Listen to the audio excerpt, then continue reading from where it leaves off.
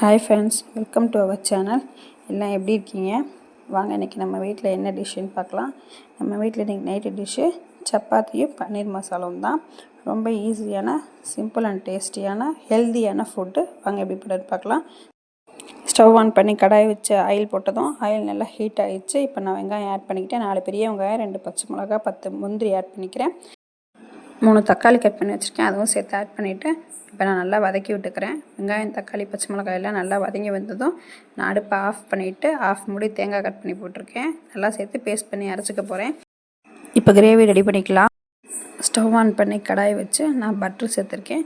நல்லா 2 spoon butter சேர்த்துருக்கேன். Butter melt ஆனதும் இது கூட 1/2 ஸ்பூன் சோம்பு, 2 பட்டை, 3 கிராம்பு போட்டு நல்லா பொரிஞ்சு வந்ததும் 2 பெரிய வெங்காயம் கட் பண்ணி வச்சுருக்கேன், அதை போட்டு நல்லா ஆட் பண்ணிக்கிட்டு வெங்காயம் நல்லா வதங்கி வந்ததும் ஒரு கொத்து கருவேப்பிலை போட்டு நல்லா வதக்கிக்கிறேன். இப்போ வெங்காயம் கருவேப்பிலை நல்லா வதங்கிடுச்சு.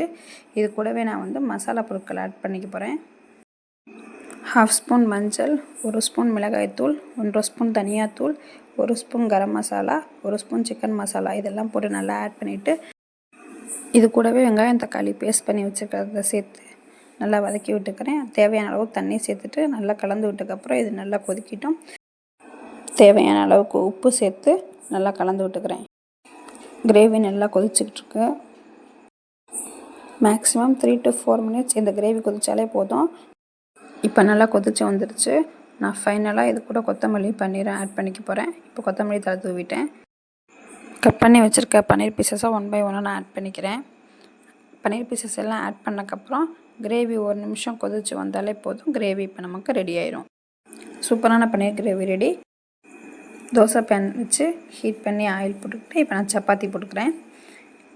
இந்த பன்னீர் கிரேவி சப்பாத்திக்கு, இட்லிக்கு, தோசைக்கு, புலாவ் வெரைட்டிஸ்க்கு ரொம்ப சூப்பராக இருக்கும். Mint pulao, potato peas pulao, இந்த மாதிரி புலாவ் ஐட்டத்துக்கு ரொம்ப சூப்பராக இருக்கும் இந்த பன்னீர் கிரேவி. சடனாக செய்யறதுக்கு ஏற்ற டிஷ் இந்த பன்னீர் கிரேவி. மேக்ஸிமம் ஒரு 15 மினிட்ஸ் to 20 மினிட்ஸ் தான் ஆகும். இதுக்கு மேலே டைமே ஆகாத நல்ல டேஸ்ட் அண்ட் ஹெல்த்தியான ஃபுட் இது. நீங்கள் இதை ட்ரை பண்ணி பார்த்துட்டு எனக்கு கமெண்ட்டில் சொல்லுங்கள். டிஷ் ரெடி ஆகிடுச்சு. வாங்க பிளேட்டில் சர்வ் பண்ணிக்கலாம்.